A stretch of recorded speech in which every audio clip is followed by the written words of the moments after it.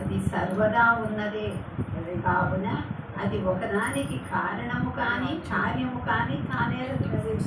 అది ఎప్పటికీ ఉంటుంది కాబట్టి, సదా ఉంటుంది కాబట్టి, ఒకదానికి కార్యము కారణము కాదు. అంటే ఈ అవిద్యా స్థితిలో ఉండేటువంటి ఈ ప్రపంచ వ్యవహారంలో కళ్ళు, ముక్కు, చెవులు, ఇంద్రియాలు, మనస్సు, బుద్ధి, ఇన్ని ఇంద్రియాలతో ఈ ప్రపంచాన్నంతా చూస్తున్నాం, వాడుకుంటున్నాం.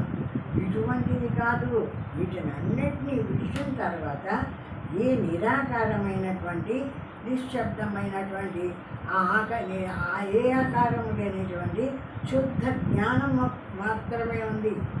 అక్కడ ఏ ఆకారము లేకపోతే శూన్యమా అనేటువంటి సందేహం రావచ్చు. శూన్యం కాదు, సర్వాన్ని తెలుసుకునే జ్ఞానం ప్రకాశిస్తుంది. ఆ జ్ఞానం ఒక్కటే ఉంది, కానీ ఇతరం ఏమీ లేకుండా పోయింది తురీయ అవస్థలు. అటువంటి స్థితిని మనం బాగా అభ్యాసం చేసుకున్నామంటే మనం ఎక్కడ పడితే అక్కడ జాగ్రత్త అవస్థలో కూడా వదిలేసి జ్ఞానమాత్రంగా నిలుస్తూ ఉండవచ్చు. అటువంటి స్థితిని సంపాదించుకోవాలి. తురీయమే అన్ని అవస్థలకు ఆధారమై ఉంటుంది. అన్ని అవస్థలు అక్కడి నుంచి రావాల్సిందే. జ్ఞానం కదా అది. అక్కడ జ్ఞానం ఉంది, ఏది ఇతర ప్రపంచాన్ని అనుకోలేదు, తాను మాత్రమే ఉంది కాబట్టి శుద్ధ జ్ఞాన స్వరూపమైంది. ఆ జ్ఞానమే జాగ్రత్తలోకి రావాలా, విషయాలన్నీ చూడవాలా, తెలుసుకోవాలా. ఆ జ్ఞానమే స్వప్నంలోకి రావాలా, స్వప్న విషయాలన్నింటినీ తెలుసుకోవాలా. మొత్తం అన్నిటినీ మళ్ళీ ఆ జ్ఞానమే ఆయన చెప్పినప్పుడు ఆయన తురీయం అంటే మహర్షి ఒప్పుకోడు. తురీయం లేనిదెప్పుడు అంటాడు రమణ మహర్షి. తురీయం అంటే నాలుగవది అని అర్థం. ఈ జాగ్రత్త, ఆ స్వప్నము, ఆ సుషుప్తి, అవి దాటిన తర్వాత ఉండేది తురీయము అని మనం ఇప్పుడు కూడా వ్యవహరిస్తున్నాం. ఆ మాదిరే అట్లా తురీయం అంటే ఒప్పుకోవడము రమణ మహర్షి. తురీయం లేనిదెప్పుడు అంటాడు. తురీయం అంటే శుద్ధ జ్ఞానం ఒక్కటే ఉన్న స్థితి కదా. ఈ విషయాలు ఏవీ లేవు, జ్ఞానం ఒక్కటే ప్రకాశిస్తున్న స్థితి కదా. ఆ జ్ఞానం జాగ్రత్త అవస్థలో లేదా? లేకపోతే ఎట్లా చూసినావు ఈ ప్రపంచాన్ని అంతా? లేదు, స్వప్నావస్థకు పోతావు కదా, స్వప్నావస్థలో లేదా? లేకపోతే స్వప్నాన్ని అంతా ఎట్లా కనుక్కున్నావు? సుషుప్తిలోకి పోతావు, గాఢ నిద్రలోకి పోతావు. ఆ గాఢ నిద్రపోయిన హాయిగా ఉన్న స్థితిని చూడడానికి అక్కడ లేదా? ఎక్కడ లేదు తురీయము అనేది ఆయన ఒక్కడు రమణ మహర్షి. ఎందుకంటే అన్ని అవస్థల్లో ఉంది ఈ జ్ఞాన స్వరూపమైన పరమాత్మ. అవస్థలు వేరుగా ఉండవచ్చు, ఒక్కొక్కటి కొన్ని భాగాలను అనుభవానికి తెచ్చుకొని అనుభవించే దాంట్లో తారతమ్యాలు ఉంటాయి. కానీ ఈ తురీయము ఎప్పుడు మారదు. ఏ అవస్థలో అయినా తురీయమే. నాలుగవదే అంటే ఆ అన్నిటినీ చూస్తూ ఉండేటువంటి శుద్ధ జ్ఞాన స్వరూపమే ఆ పరమాత్మ స్థితి.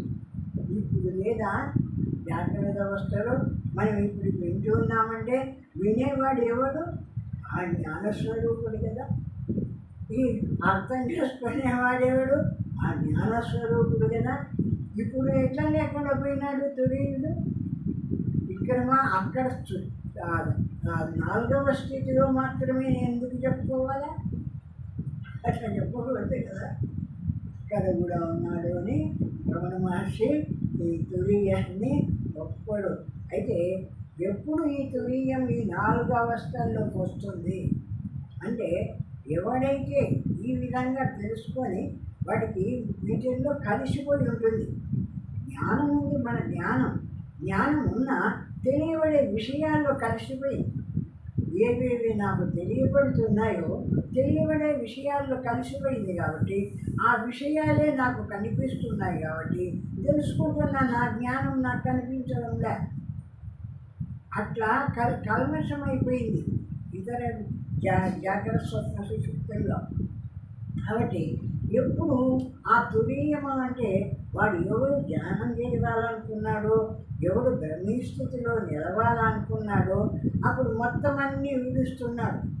ప్రయత్నపూర్వకంగా వాడు వదిలేస్తున్నాడు. ఈ జాగ్రత్త స్వప్న సుషుప్తి ప్రపంచాన్ని వదిలేసి కేవలము నాలుగవదైన శుద్ధ జ్ఞానముందే, ప్రజ్ఞాన స్వరూపమైన ఏ జ్ఞానముందో జ్ఞానమాత్రంగా నిలబడుతున్నాడు. అన్నీ వదిలేసినాడు.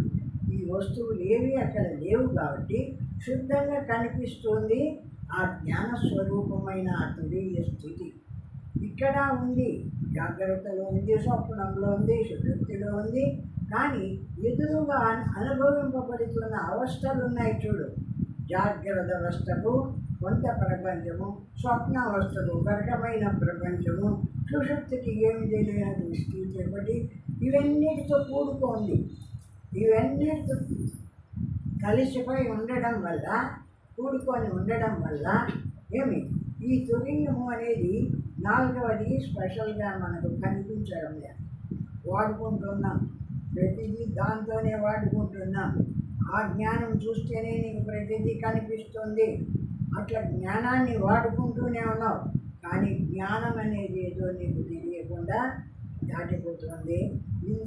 ఇంత మాత్రమే ఎందుకు, ఏమే ఇంత ప్రపంచంలో మనుషులంతా జనంగా కోట్లు ఉన్నారు కదా, ఈ కోట్ల మందిలో లేదా ఈ జ్ఞానం? అందరిలో ఉంది. ఉన్నా కూడా ఎవరికైనా తెలుస్తుందా అంటే ఎవరికి తెలియబడకుండానే ఉంది.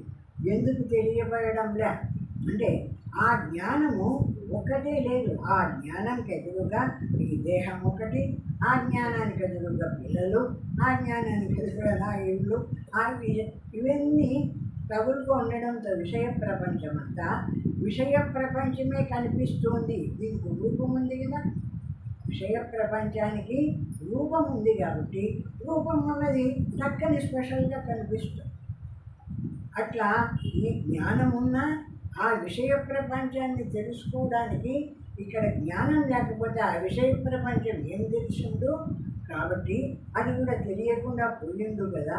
అట్లా లేకుండా తెలుస్తుంది అంటే ఈ జ్ఞాన స్వరూపమైన ఈ తురీయ రూపమైన పరమాత్మ ఉన్నాడే, ఈ పరమాత్మ ఉండబట్టి ఈ పరమాత్మ వల్లనే ఈ జాగ్రత్త తెలియబడుతుంది, ఆ స్వప్నం తెలియబడుతుంది, ఆ సుషుప్తి తెలియబడుతుంది.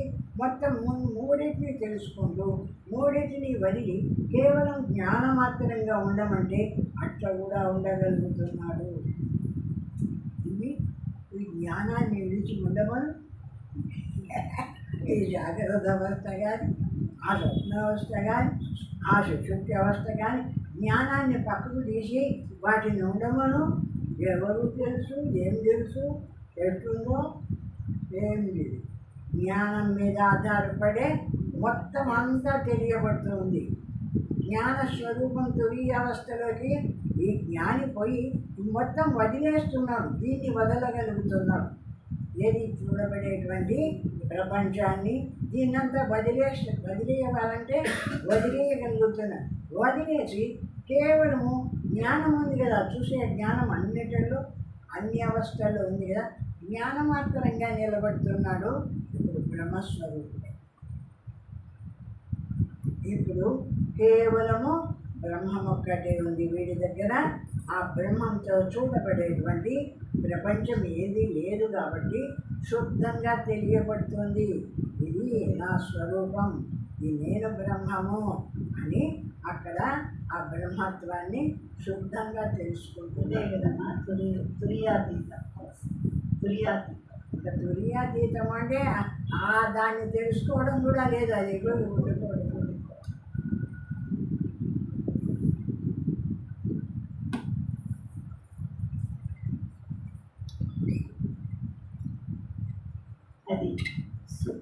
అది ఒకదానికి కారణము కానీ కార్యము కానీ కానేరదు.